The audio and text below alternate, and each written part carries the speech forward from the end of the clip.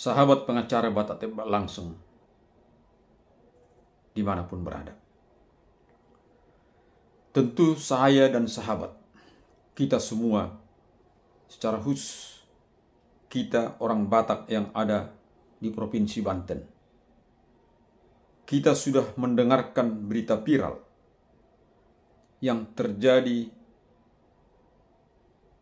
di Serang beberapa hari yang lalu, sahabat.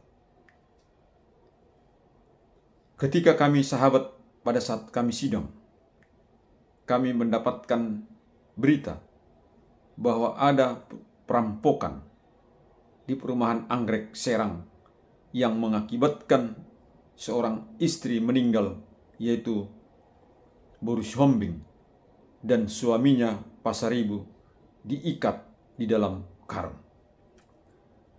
Pada saat kami mendengar berita ini, sahabat, pada saat kami sidang, kami beranggapan apakah peristiwa ini murni perampokan atau karena adanya hal-hal lain, karena korban adalah orang Batak. Kami pada saat itu, sahabat, tidak begitu tertarik untuk mencermati peristiwa ini. Namun sahabat, di hari Rabu kemarin, kami terhenyak mendengar berita dari berbagai sosial media yang ada di TikTok, YouTube, Facebook, dan di grup-grup, bahwa peristiwa kematian yang tragis yang terjadi di Serang, yang korbannya seorang ibu, ternyata dibunuh oleh suaminya yang sedemikian rupa. Tentu peristiwa ini, sahabat, menjadi perhatian publik, menarik.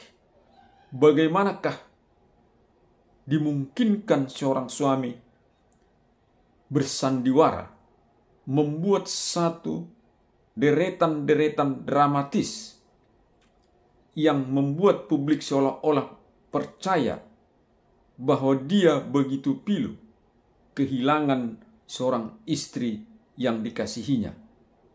Namun ternyata dialah menjadi dader, menjadi otak pelaku, dan menjadi pelaku dari peristiwa pembunuhan itu. Karena itu, sahabat, tentu perbuatan ini menimbulkan publik melontarkan kutukan-kutukan, cacian, hujatan, bahkan lontaran yang bersifat ingin melampiaskan amarahnya terhadap pelaku yang begitu tega atas perbuatannya. Karena itu, sahabat, dalam kesempatan ini saya mencoba melihat peristiwa ini dari sudut pandang hukum. Peristiwa pembunuhan, sahabat, tentu bisa kita lihat dalam hukum pidana kita, yaitu KUHP, bahwa setiap peristiwa pembunuhan, apakah pasal 338 atau 340, perbuatan itu haruslah menjadi dolus. Dalam ajaran hukum pidana disebut menjadi dolus, yaitu perbuatan yang dilakukan dengan kesengajaan, bukan karena kelalaian atau kulpa, sahabat. 338 dan 340 haruslah dilakukan dengan kesengajaan sebagai dolus atau offset. Yang menjadi perhatian kita, sahabat, apakah perbuatan itu pelakunya tunggal? Ini, sahabat, apakah pelakunya itu berdiri sendiri, yang dalam hukum pidana disebut delneming? Apakah dadernya, yaitu pelakunya, hanya seorang suami sendiri? Ini menjadi pertanyaan, dan semoga nanti bisa penyidikan berikutnya menjadi terang ketika penyidik sudah melimpahkannya kepada kejaksaan dan pengadilan. Namun kalau kita lihat, sahabat, bagaimana pelaku setelah membunuh istrinya, kemudian dia mengikatkan dirinya dan memasuk ke karung atau ke karung besar, sahabat.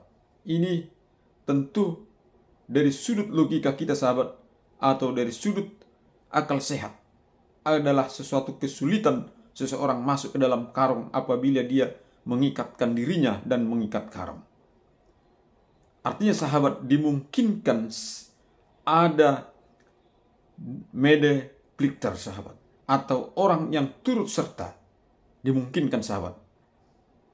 Artinya, sahabat, dari sudut analisa saya sebagai orang hukum, bisa saja dimungkinkan ada medeplikter atau turut serta pembantuan terhadap perbuatan yang dilakukan oleh dader, yaitu pelaku. Namun, sahabat, apapun itu, sahabat, jika pelakunya tunggal, karena sudah terungkap, kita pun patut memberikan apresiasi terhadap kepolisian Polres Serang. Karena itu, sahabat, bahwa peristiwa pembunuhan yang keji adalah sesuatu peristiwa pidana yang begitu dibenci dalam peradaban kemanusiaan. Bisa kita lihat, sahabat, dalam sejarah di Inggris pada zaman Raja II George pada tahun 1688 atau awal abad ke-17. Peristiwa pembunuhan yang dilakukan oleh suami atau istri adalah perbuatan pidana yang diancam dengan hukuman mati. Inilah, sahabat, saking dianggap perbuatan itu adalah sesuatu yang keji sehingga diancam dengan hukuman pidana mati. Karena itu, sahabat, kalau kita melihat dalam hukum pidana kita, dalam pasal 340 KUHP, peristiwa pembunuhan adalah peristiwa yang diancam apabila itu dilakukan dengan berencana, diancam dengan pidana mati. Apabila dilakukan tanpa perencanaan, maka diancam dengan pasal 338 KUHP dengan pidana maksimal 15 tahun. Oleh karena itu, sahabat, saya akan membacakan pasal 340 KUHP agar menjadi terang benderang. Dalam pasal 340 berbunyi sebagai berikut.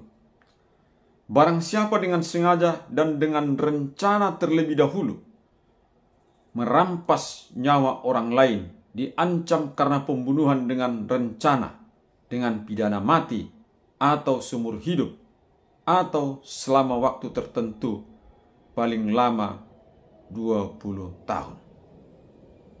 Karena itu, sahabat, mari kita tetap mendukung dan terus memberikan apresiasi agar Kepolisian Negara Republik Indonesia Polres Serang dapat melakukan penyelidikan dan penyidikan terhadap peristiwa pidana ini.